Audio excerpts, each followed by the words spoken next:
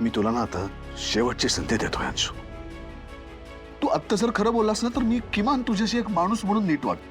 पण जर तुझी जबाबदारी नाकारलीस आणि डीएनए टेस्ट मध्ये ते मूल तुझंच असल्याचं सिद्ध झालं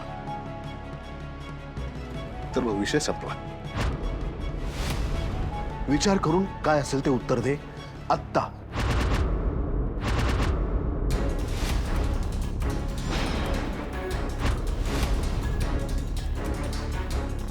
अंशू, तुझ्या उत्तराची वाट बघतोय मी. समर, अरे तू काय प्रश्न विचारतोयस? आणि अंशुला विचारण्यापेक्षा हिला विचार ना, हिने कुठे तोंड काळं केलंय ते.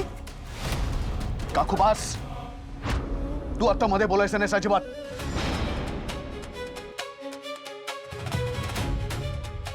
आणि हे प्रश्न मी आत्ताच त्याला विचारणार, कारण आता तो लग्न करायला निघालाय दुसऱ्या एका मुलीशी, एका मुलीचं आयुष्य बर्बाद करून.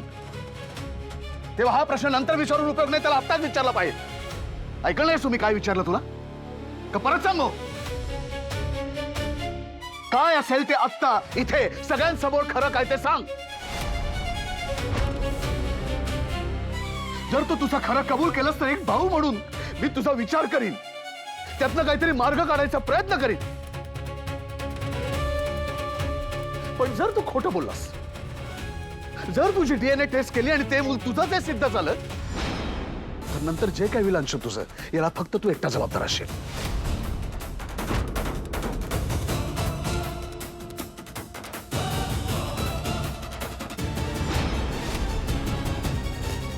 हो हो, हे मूल माझं आहे, हे मूल माझं आहे.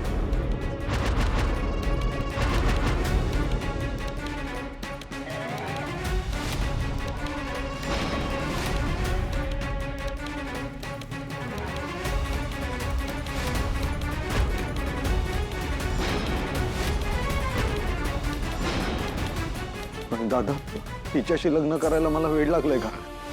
फालतू मोलकरीण ही.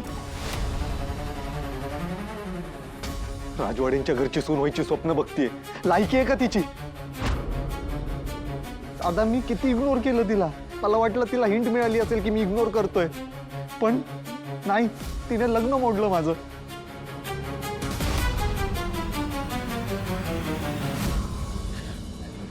आता सोडणार नाही मी हिला.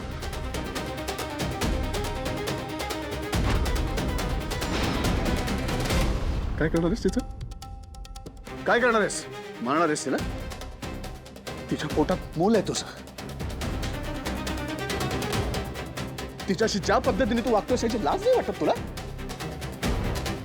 आणि ती कोण आहे, ती कुठून आली आहे, तिचं घरदार काय आहे, या गोष्टींचा खरंच काही संबंध आहे? एका स्त्रीशी या पद्धतीने वागताना लाज नाही वाटत तुला अंशू? तुझ्यासारखी माणसं समाजात राहतात ना, म्हणून समाजातल्या बायकांना असुरक्षित वाटतं. आया बहिणी घरात घाबरून बसतात तुमच्यासारख्या लोकांमुळे. आणि तू फक्त एका मुलीचं नुकसान नाही केलंस, तर तू आपल्या घराण्याची सुद्धा इज्जत धुळीला मिळवलीस. मला लाज वाटते तुला भाऊ म्हणून घ्यायची अंशू, खरंच. आणि तू या घरात नाही, तू या समाजात सुद्धा राहण्याच्या लायकीचा नाहीयेस. मी आत्ताच्या आत्ता पोलिसांना फोन करतोय आणि तुला त्यांच्या ताब्यात देतोय. नाही नाही नाही, समर, समर हात सोडते. पोलीस नको, प्लीज प्लीज. हे बघ, चूक माझी आहे. त्याची आई म्हणून मी कमी पडले. प्लीज प्लीज, शेवटची संधी दे. मी भीक मागते तुझ्याकडे समर. समर, तुला तुला तुझ्या वडिलांची आणि आईची शपथ आहे. तुला तुझ्या काकांची शपथ आहे. प्लीज प्लीज, एक संधी दे. हे बघ, आम्ही सिद्ध करू की ह्या मुलीने हे सगळं पैशासाठी केलंय. Please summer, please.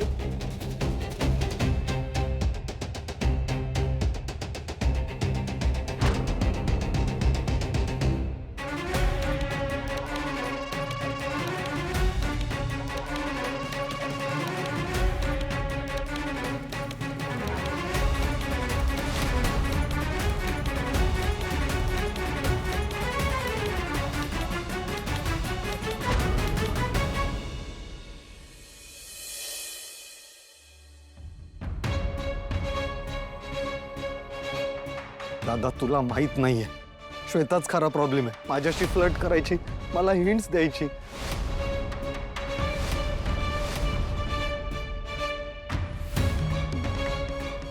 सॉरी. तुमच्या मुलाचा अंश हिच्या पोटात वाढतो, हिच्या पोटात वाढतो. अहो तुम्हाला काही हवंय का? हळद, दूध, सरबत, लिंबू सरबत काही आणू का? बरं तुम्हाला उद्या सकाळी निघावं लागणार आहे ना. मी मदत करू बॅग भरायला? तुम्ही थांबा इथे फक्त थोडा वेळ. ओके. स्वानंदी मॅडम, आपण आपल्या आजूबाजूला असणाऱ्या ज्यांच्याबरोबर आपण एका घरात राहतो, उठतो, बसतो, जेवतो, 24 तास एका घरात असतो, त्या आपल्या आजूबाजूच्या आपल्या माणसांना आपण खरंच ओळखतो का? आपल्याला त्यांची एकच बाजू माहिती असते, पण एका माणसात अनेक माणसं दडलेली असतात. आपल्याला तो एकच माणूस दिसत असतो. तो माणूस वेगवेगळ्या माणसांशी वेगवेगळं वागत असतो आणि आपल्याला ते माहितीच नसतं. पण म्हणजे आपण त्या माणसाला ओळखतो का नाही? काय समजायचं आपण? आणि कोणावरती विश्वास ठेवायचा? ठेवायचा का नाही ठेवायचा? एखादा माणूस आपल्याला 100% माहिती आहे हे कुठल्या बेसिसवर आपण म्हणू शकतो स्वानंदी मॅडम?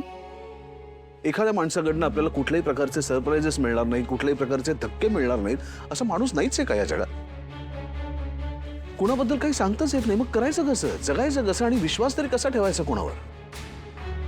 मित्र, नातेवाईक, घरचे, हे सगळं खोटं आहे. यातला कोणीच विश्वास ठेवण्यासारखं नाहीये. अंशुमन माझा फक्त धाकटा भाऊ नाही, माझ्या मुलासारखा. मी त्याला मुलासारखा वाढवलाय लहानपणापासून. मला मान्य आहे लहानपणी त्याला अजिबात अभ्यासात रस नव्हता, उधळा होता, आळशी आहे, कष्ट करण्याची सवय नाही. पण असे खूप लोक असतात, अशी खूप मुलं असतात. पैसा आहेच त्याच्याकडे, त्यामुळे जगण्याची धडपड करण्यासाठी काय काय करावं लागतं याची त्याला कल्पनाच नाहीये. आणि तसा झालाय तो, मला मान्य आहे.